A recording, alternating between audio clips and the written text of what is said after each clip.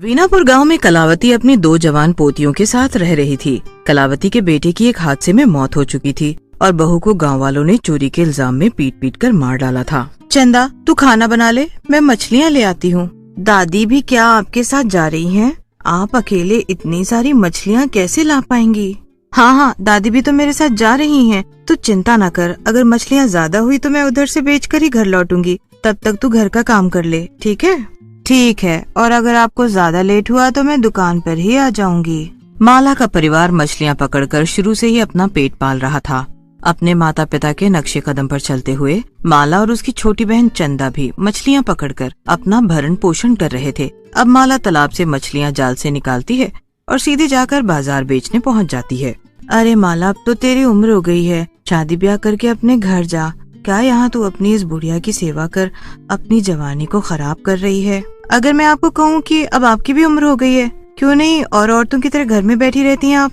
अरे बाप रे अम्मा, इसे कुछ सिखाती क्यों नहीं है आप? देखिए जरा कितना जुबान चलाती है। माला मछलियाँ बेचने में लग जाती है। वहीं पास में कलावती भी बैठी होती है और आने जाने वाले ग्राहकों को बुला रही होती है। तालाब की एकदम ताजी ताजी मछलियाँ ले जाओ, आओ और मछलियाँ ले जाओ। एक बार जो फिश करी, फिश तंदूर, फिश कबाब खाएगा बार बार आएगा। इस बुढ़ापे में भी इस बुढ़िया की इंग्लिश नहीं जा रही है। कुछ ही देर में माला की मछलियाँ बिक जाती है और चंपा वहाँ बैठी ये नजारा देखते रह जाती है। चलो अच्छा है, वक्त रहते ही सारी मछलियाँ निकल गयी। तुम ऐसे बैठकर मुझे क्या घूर रही हो? अरे ग्राहकों को बुलाओ। तुम्हें पता तो है ही कि हर दिन की तरह आज भी माला पहले मछली बेचकर चली गई। इसमें इतनी हैरानी की क्या बात है?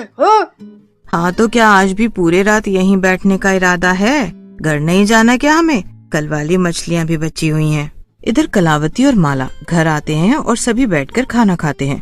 तू बिल्कुल अपनी माँ की तरह खाना बनाती है। तेरी माँ भी बहुत अच्छा खाना बनाती थी। हाँ वो तो मुझे पता है। अच्छा, जाल में कम मछलियाँ फंसी थी क्या जो इतनी जल्दी मछलियाँ बेचकर आ गए आप लोग? अरे नहीं नहीं, आज तो कल से भी ज्यादा मछलियाँ फंसी थी, लेकिन सब ऊपर वाले का सहारा है। कलावती चंदा को ये कह ही रही होती है, तभी चंदा की नजर अपनी बड़ी बहन माला पर जाती है, जो रसोई की तरफ देखकर मुस्कुरा रही थी। ऐसा लग रहा था मानो माला ने किसी को देख लिया हो। दादी, इसका मुझे कुछ भी समझ नहीं आता। देखो जरा, फिर से रसोई की तरफ देखकर बस मुस्कुराए जा रही है। अब अगर इसे कुछ भी पूछ दो तो ये कुछ बोलेगी नहीं। अरे तुझे क्यों जानना है कि मैं क्यों मुस्कुरा रही हूँ? मत बताओ, मुझे पूछना भी नहीं है। मैं जा रही हूँ राधा से मिलने। तुझे और कोई काम ही कहाँ है? तू और तेरी दोस्त बस। अब देर शाम चंपा आधी मछलियाँ वापस लेकर घर आती है। चंपा को देखकर माला चंपा से कहती है, अरे चंपा भाभी, आज भी मछलियाँ बच गयी क्या आपकी? इसका मतलब आजकल बासी मछलियाँ ही बेच रही हो।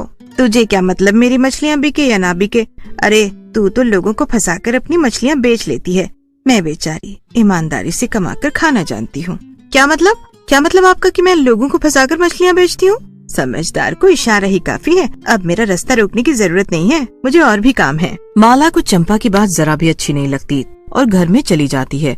माला के जाते ही माला के पीछे खड़ी चुड़ैल गुस्से में लाल हो चुकी थी। दरअसल वो चुड़ैल माला की माँ सुमन थी।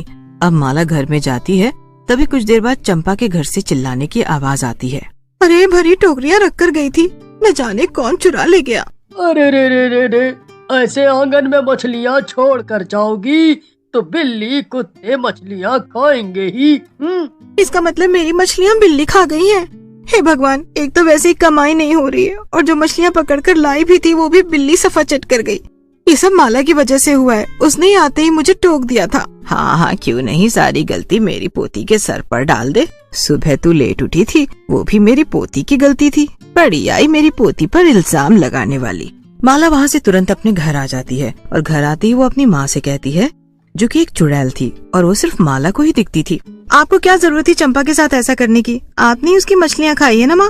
और क्या जरूरत थी तुझे इतना कुछ कहने की उसे? अभी तो शुरुआत है उसके साथ, देखती जा मैं आगे क्या कुछ करती हूँ। तभी घर में कलावती आती है और माला को आवाज लगाते हुए कहती है, अरे माला बेटा, किससे बातें कर रही हो? कौन है घर में? और तू उस चंपा से क्यों कुछ कहती है? देख रही है ना, सारा इल्जाम तुझ पर ही लगा रही है। नहीं नहीं दादी, कोई भी नहीं है और उस चंपा की बातों से मुझे कोई फर्क नहीं पड़ता, जाने दो। ऐसे ही समय बीत रहा था और हर दिन की तरह माला अपनी मछलियाँ तो बेच लेती, लेकिन चंपा की मछलियाँ पिछले कुछ समय से बिक ही नहीं रही थीं, जिस वजह से चंपा काफी परेशान रहती है और माला से जलने लगी थी। एक रोज चंपा अपने घर के बाहर बैठी होती है, तभी वहाँ से एक बाबा गुजरते हैं।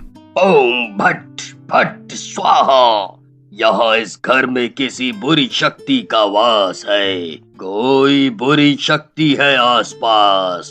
इस बाबा का कहना है कि माला के घर में कोई बुरी शक्ति है और मुझे भी ऐसा ही लगता है कि उसकी मदद कोई शक्ति जरूर करती है, जो उसका बिगड़ा हुआ काम बन जाता है और कोई इसका काम बिगाड़ना चाहे तो उसका सब कुछ बिगड़ जाता है। तभी चंपा उस बाबा के पास पहुंचती है, उनसे कहती है, बाबा अभी इस घर की तरफ देखकर कुछ कहा आपने, क्या कहा था? इस घर पर किसी बुरी शक्ति का वास है और वो बुरी शक्ति इस घर के लोगों की रक्षा कर रही है, लेकिन वो दूसरों के लिए बहुत खतरनाक है। ये क्या कह रहे हैं बाबा आप? इस घर पर एक बुरी शक्ति का वास है क्या? बाबा वहाँ से आगे की तरफ निकल जाते हैं। अब चंपा पूरे गांव में ये शोर मचा देती है कि उसने सुमन की आत्मा को देखा है, जो माला के परिवार का साथ दे रही है। उसके ऊपर कोई भी मुसीबत आए उसका बदला सुमन ही ले लेती है। अरे सुबह से बैठे, आज तो हद ही हो गई, एक भी मछलियाँ नहीं बिकी हैं। मैं भी ये देख रही हूँ, और चंपा भाभी को देखो, उनकी तो आज सारी मछलियाँ आते ही बिक गयी। अरे बहन सुनो जरा, आज मछलियाँ नहीं लेनी क्या तुम्हें? वहाँ कहाँ जा रही हो? एकदम ताजी ताजी मछलियाँ हैं, आओ ना ले लो।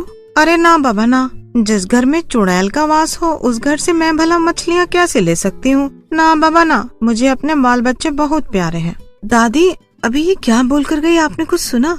हाँ सुना मैंने, ये कह रही है कि हमारे घर में कोई चुड़ैल रहती है। अरे ये सब किसने कहा तुमसे? हाँ अरे पूरा गाँव जानता है, और अब तुम्हारी मछलियाँ तो बिकने भी नहीं वाली हैं, बेकारी तुम मछलियाँ लेकर बेचने आती हो। माला सामने देखती है तो उसकी माँ सामने थी, जो कि एक चुड़ैल थी। वो उस औरत को घूरने लग जाती है, लेकिन माला अपनी माँ को उसे कुछ न करने के लिए ना में सिर हिलाती है। अब माला घर पहुँचती है और खूब रोती है। माला बेटी तू क्यों रो रही है? जिन लोगों ने मेरे परिवार को परेशान किया, मैं उन लोगों को जरूर सबक सिखाऊंगी। दूर रहो और जाओ यहाँ से, फिर कभी नजर मत आना। आप यहाँ से चली जाओ, मुझे कोई मतलब नहीं। आज मेरा परिवार भूखा है तो सिर्फ आपकी वजह से। आज एक भी मछलियाँ नहीं बिकी हैं और घर में खाना भी नहीं बना है। मैं खाने का व्यवस्था करती हूँ, तू चिंता क्यों कर रही है? मैं हूँ ना तेरे साथ। नहीं चाहिए मुझे आपका साथ, मैं आपके आगे हाथ जोड़ती हूँ। मेरे परिवार को अकेला छोड़ दीजिए और चले जाइए यहाँ से, हमारी बदनामी हो रही है। ठीक है, तुझे लगता है कि ये सब मेरी वजह से हो रहा है तो मैं यहाँ से चली जाती हूँ। इतना कहकर जैसे ही चुड़ैल वहाँ से जाने लगती है, वैसे ही गांव वालों का शोर सुनकर कलावती, चंदा और माला घर से बाहर आते हैं। हमने तांत्रिक से पता किया है, तुम्हारे घर में जो बुरी शक्ति रहती है वो और कोई नहीं बल्कि सुमन है। ऐसा बिल्कुल भी नहीं है। मैं आप लोगों के सामने हाथ जोड़कर विनती करती हूँ कि मेरे घर की बदनामी ना करें। मेरी बहू को चोरी के इल्जाम में आप लोगों की वजह से इतना कुछ झेलना पड़ा और उसकी मौत हो गई। आप लोग मेरी माँ के बारे में कुछ नहीं बोल सकते ऐसे, उनकी जान आप लोगों की वजह से ही तो गई है। अब गांव की एक औरत चंदा की तरफ बढ़ती है और जैसे ही चंदा का हाथ पकड़ती है, वैसे ही वो औरत दूर जाकर गिरती है और सामने खड़ी होती है सुमन, जो कि एक चुड़ैल के रूप में थी। तुम लोगों ने मेरे साथ जो अत्याचार किया उसी मैं कभी नहीं भूल सकती हूँ। तुम लोगों की वजह से ही मेरे बच्चे अनाथ हो गए और मुझसे दूर हो गए। आज तुम मेरे परिवार को गांव से निकालने आए हो, मैं एक एक को मार डालूंगी। माँ आप जाइए यहाँ से, देखा मैंने कहा था ना इसके घर में चुड़ैल रहती है, चुड़ैल। तभी वो चुड़ैल आगे बढ़ती है और चंपा का गला पकड़ लेती है। चंपा डर से उस चुड़ैल से माफी मांगने लगती है और उसे छोड़ देने के लिए विनती करती है।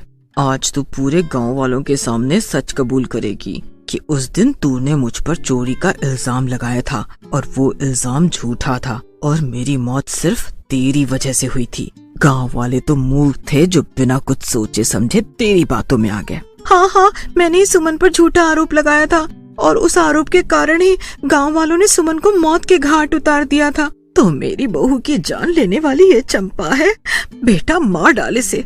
नहीं माँ जी, मैं इसे मार कर अपने सर पाप नहीं ले सकती। जिस तरह मेरे बच्चे अनाथ हो गए, उस तरह मैं चंपा के बच्चों के सर से उसकी माँ का हाथ हटने नहीं देना चाहती। चंपा को ये सुनकर बहुत बुरा लगता है और सुमन भी अब भावुक फैसले लेकर खुद को मुक्ति दिला देती है।